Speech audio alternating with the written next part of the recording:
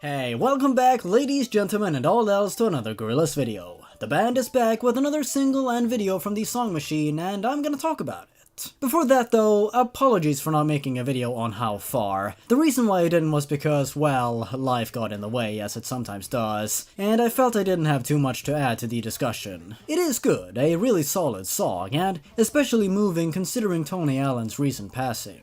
I really enjoyed the song, and that's about all I'll say on it for now, in case it returns with a fully fledged video further down the line.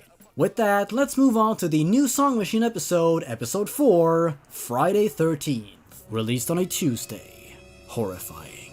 Featuring English rapper and singer-songwriter Octavian.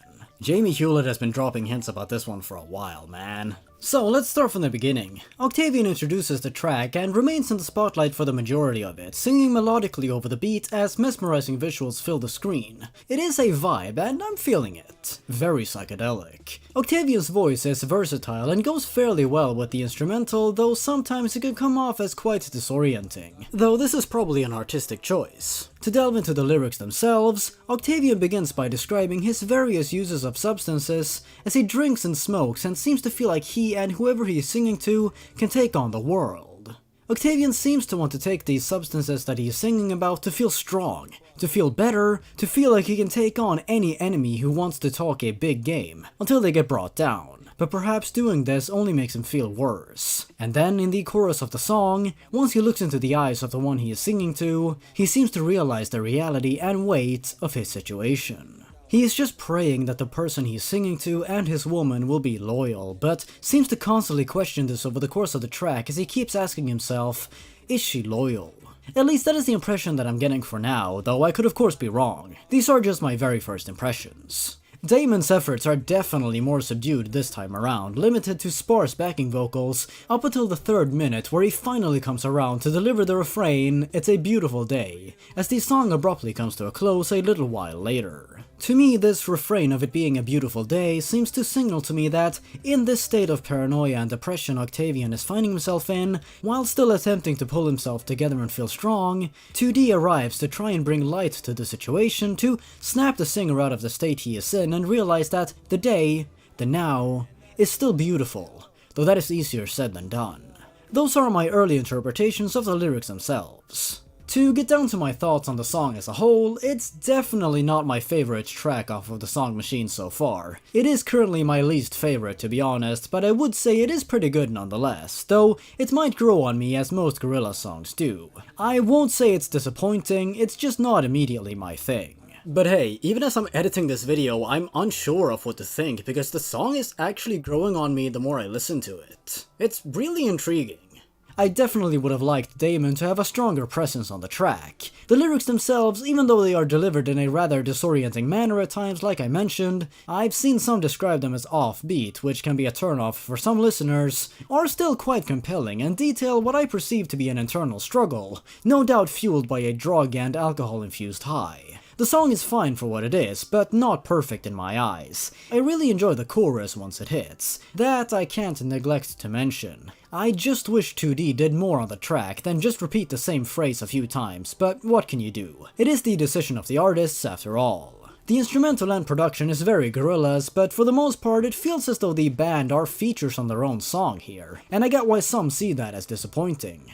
Many people didn't like Humans very much for those same reasons. There's not much I can really say about the video accompanying the track either. It is the simplest one we've had so far, and I will chalk that up to budgetary limitations. We are getting a video with every song it seems, so hey, that might explain this video's simplicity. Some will find that disappointing, me somewhat included, yeah, but it is what it is. Not much happens in the video, especially not plot-wise compared to the other episodes we've gotten so far. There's no plot here. It is just a tunnel as our inexplicably injured band members stare intently at us and Octavian delivers his verses. It's more of a visualizer as opposed to a fully fledged music video.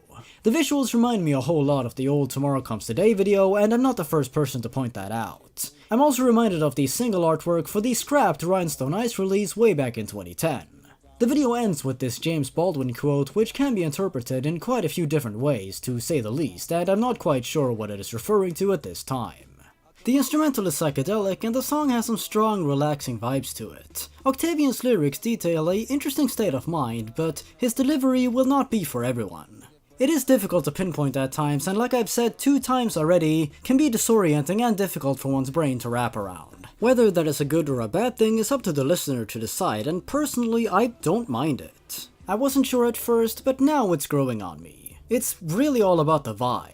From the first few listens it didn't really jump out at me, but the more I listen, the more I'm starting to really enjoy it. I think I'm really starting to understand what the song is going for. 2D is very briefly featured on the track, and that I'm not too big a fan of, so ultimately, I don't know how to feel about this track, at least from first impressions. It is growing on me, and it's not bad. It does have redeeming qualities to it, but it also has some small things holding it back from being truly great, though this is subject to change in the future.